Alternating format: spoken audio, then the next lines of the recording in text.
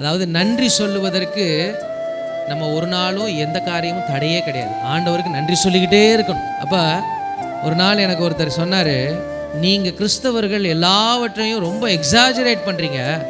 அதாவது நார்மலாக நடந்த காரியத்தை நீங்கள் பெரிய லெவலில் காமிச்சு இது கிறிஸ்தவத்தில் தான் நடக்குதுங்கிற மாதிரி காமிச்சு உலகத்தை ஏமாத்துறீங்கன்னாரு. அவர் சொன்ன ஒரு எக்ஸாம்பிள் என்னென்னா, செங்கடலை 2 பிளந்தாங்கல்ல, அந்த செங்கடல் வந்துட்டு மொத்தமே ஒரு 4 அடி தான் பிரதர். 4 அடி 5 அடிக்கு மேலே கிடையவே கிடையாது.